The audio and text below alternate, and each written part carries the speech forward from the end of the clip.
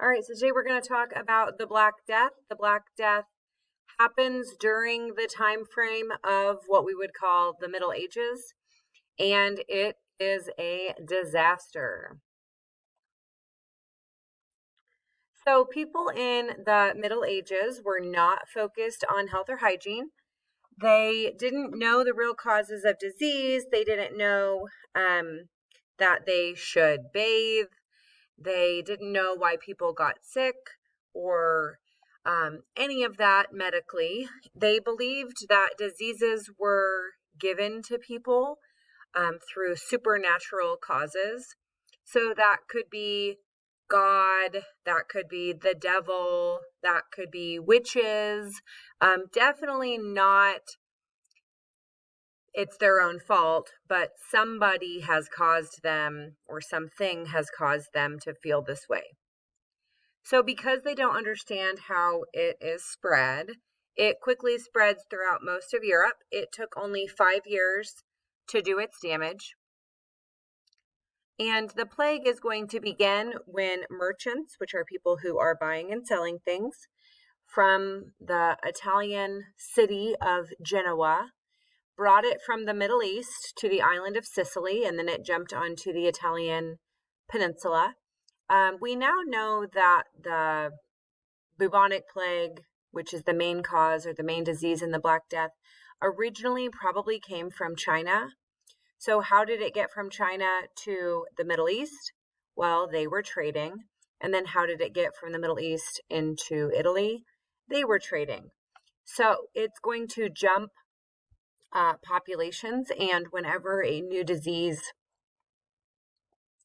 jumps populations, then it can have a devastating effect because the people in the new place have zero immunity to it.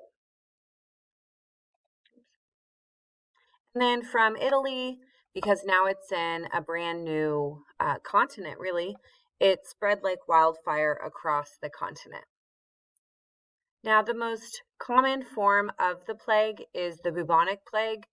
That's the actual disease name. And there were some other smaller plagues that killed people, the pneumatic and the subsystemic plague. We know now that the main cause or spread of the plague was due to rats spreading it from place to place, and the rats were infected with fleas, and then the fleas were the host to the deadly bacteria. So a bacteria itself cannot travel across an entire continent that quickly. And so it was the rats were the main carrier of the disease. They were the ones that were able to spread from place to place, and they also multiply really quickly.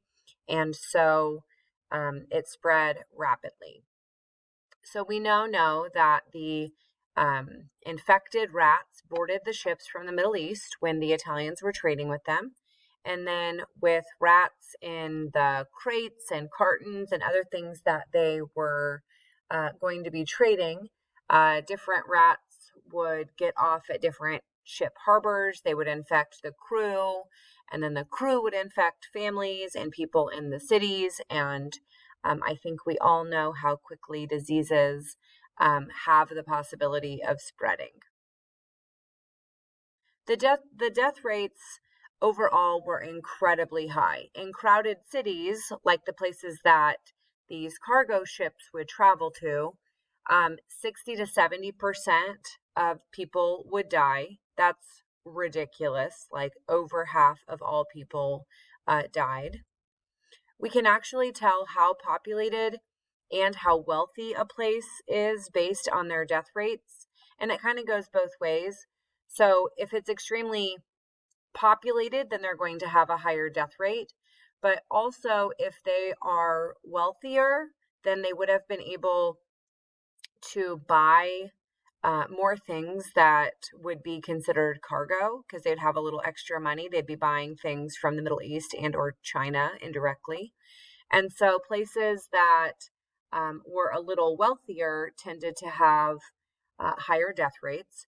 But then also, wealthier people weren't living in close proximity to others. So, in other places, being wealthy, like being a lord, a king, etc., would have had a lower death rate because they're not all crammed together. In England and in Germany, entire villages simply disappeared, like 99 to 100%.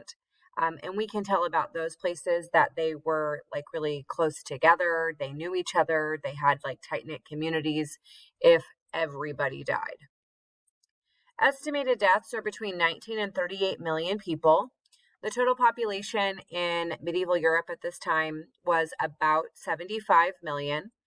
And the amount of people that died, 19 to 38, is a super large range. So, how do we not know if it was 19 million or double that at 38 million? Well, one of the reasons that we don't quite know an accurate number is that at first they started, keeping accurate records. But then so many people died that maybe even the person keeping the records died. Or people who died of other things during this time, should they be counted or should they not be counted? And so that range is extremely high. Another reason why it's high is that they didn't have super accurate population numbers. So when we say out of a total population of about 75 million, that's just an estimate because they don't actually have an accurate count of how many people are there. And so we said that 50% of all Europeans died during 1347 and 1351. So in a 5-year time span, 50% of everyone dies in Europe. It wasn't until the mid 16th century that Europe began to regain its 13th century population levels. So it's going to take them over 300 years to get back to the point in which they have around the same number of people. Some common beliefs about the plague. Like I said before, many people think that the plague at this time had either been sent from God as a punishment for their sins, it was the devil getting into their lives, it was witches. There was a lot of strange ideas. And so, because there were a lot of strange ideas of how it started, there were a lot of really strange ideas on how to get rid of it. And many of them are going to be the opposite.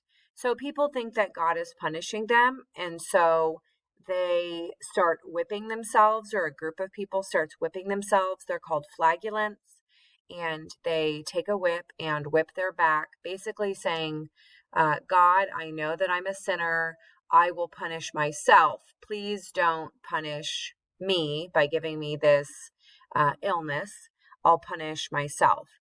In fact, the people who did that had higher death rates because now they have open wounds on their back, and those open wounds are more susceptible to disease, and their bodies have to fight not only the wounds, but also a potential exposure. Okay, and then also another thing that it was blamed on is that they blamed the plague on the Jewish population in Europe. In several places, Jews were accused of poisoning the town wells, which is where people would get their water. They would have to walk outside the city and get water from like a communal well. And it's really a sad type of story because the Jews were not allowed in many cases to live inside the city. They were outcasts. And so they had to live outside the city, but they did have access to the same town wells. And so when people started dying, they were looking for somebody to blame.